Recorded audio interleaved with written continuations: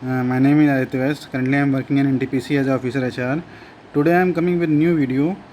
देखिए ये जो क्वेश्चंस हैं ये आपके यूजीसी नेट एग्ज़ाम जो अपकमिंग आने वाला है जून साइकिल, अपार्ट फ्रॉम दैट जो भी अपकमिंग पीएसयूज़ के एग्ज़ाम आने वाले हैं, एचपीसीएल या उसके आगे भी अगर कोई एग्ज़ाम है तो उसमें आपको हेल्प करेगा। तो हमारा पहला आज का क्वेश्चन है, in which type of strike some of the union members are posted at factory gate for the purpose of watching and dissuading those who go to work. तो इसको बोलते हैं पिकेटिंग। ठीक है, तो अब हम देखते हैं चारों ऑप्शन, देखते हैं क्या होता है। Protest strike is strike that involves refusal of employees to work in response to the decisions taken by the management. ठीक है। स्टे अवे क्या होता है? स्टे अवे स्ट्राइक जो होती है non violent form of the strike in which the worker stay away from the working units in response to the decision of management. Picketing मैंने आपको बता ही दिया है कि watching factory gate for the purpose of watching and deciding those who go to the work. ठीक है। और कैट कॉल स्ट्राइक क्या होती है? कैट कॉल स्ट्राइक भी बहुत इंपॉर्टेंट है। Cat call strike is an unofficial strike होती है that is undertaken by the worker of the union without the support or approval of the leader of the union। undertaken strike unofficial strike होती है। ठीक है, उसमें union leader का कोई support नहीं होता। ठीक है। तो हमारा अगला क्वेश्चन है कि पेमेंट ऑफ ग्रेच्युटी एक्ट, ये स्टेटमेंट 1 है। Payment of gratuity act applies to factory, mine, oil field, plantation, port and railway company. Second statement है, it also applies in the every shop or establishment or any other establishment notify the central government in which 100। तो payment of gratuity eight 10 और मोर में लगता है। ठीक है, तो ये गलत हो गया और ये सही हो गया। ठीक है, ये सेक्शन 1 सब सेक्शन 3 में दिया हुआ है। ठीक है, 10 और मोर पर्सन में लगता है। ठीक है, प्रीसीडिंग 10 मंथ में, और mine, oil field, plantation, factory में ये लगता है। ठीक है। Unorganised workers social security act come for enforcement हुआ 30 दिसंबर 2008 में। ठीक है, ठीक, ये डेट पूरा याद रखिएगा, 30 दिसंबर 2008। इसके बाद अभी एक बहुत इंपॉर्टेंट क्वेश्चन है, थ्योरी ऑफ स्कॉर्सिटी कॉन्शियसनेस। तो ये किसने दी थी? ये दी थी आपकी सीलिंग परलमैन ने दी थी। प्रोटेस्ट थ्योरी किसने दी थी? प्रोटेस्ट थ्योरी दी थी आपका डनलप ने, कैर डनलप मायर ने। रेबेलियन थ्योरी दी थी फ्रैंक डनलप ने। सोशियो साइकोलॉजिस्ट थ्योरी दी थी रॉबर्ट हॉक्सी ने। तो इस तरीके से आपका ये सही है। Fifth question, under which of the following system superior and subordinate jointly involve in performance appraisal. तो ये मैनेजमेंट बाय ऑब्जेक्टिव होता है, इसको पीटर एफ ड्रकर ने दिया था।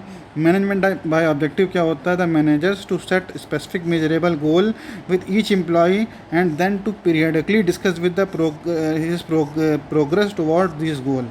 ठीक है, तो बेसिकली फीडबैक भी मिलता है रहता है। इसमें स्मार्ट अप्रोच यूज़ होती है। ठीक है, स्पेसिफिक, मेजरेबल, अटेनेबल, और एक ये टाइम बाउंड होता है, और एक आर का फुल फॉर्म जो है आप मुझे कमेंट बॉक्स में दीजिएगा। ठीक है।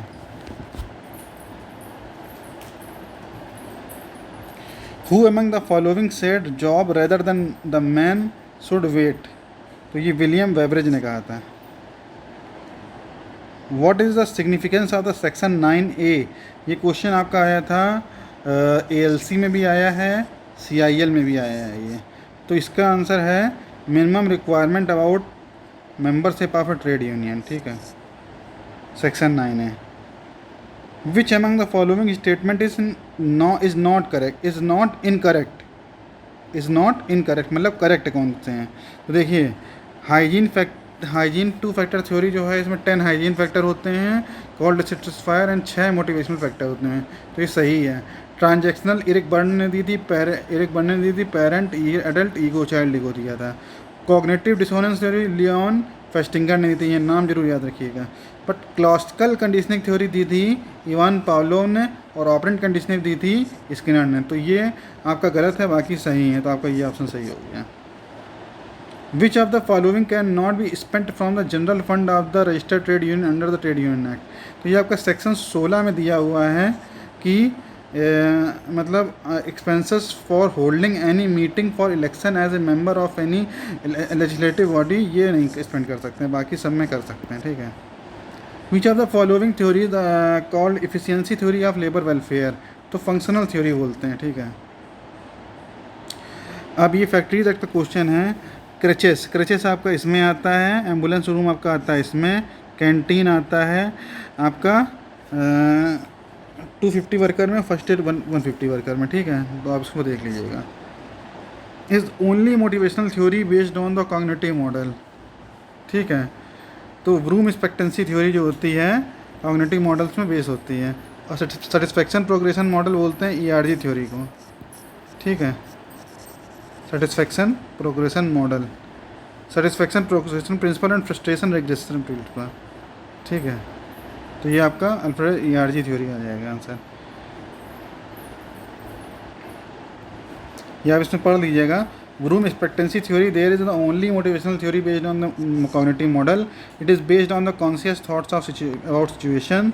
इसमें VIE होता है ना, सबको पता होगा, इंस्ट्रूमेंटल एक्सपेक्टेंसी एंड बैलेंस, ठीक है। Satisfaction progression principle, a person can satisfy 2 needs at a time according to the frustration progression model. Frustration manager should motivate employ to manage their frustration result out of the inability to fulfil their growth needs, ठीक है। तो इस तरीके से question है। Next हमारा क्या question है, driving forces and restraining forces are concept of Robert Lewin. तो ये गलत है, ये कर्ट लिवन ने दिया था, ठीक है। तो स्टेटमेंट वहाँ तो गलत हो गया।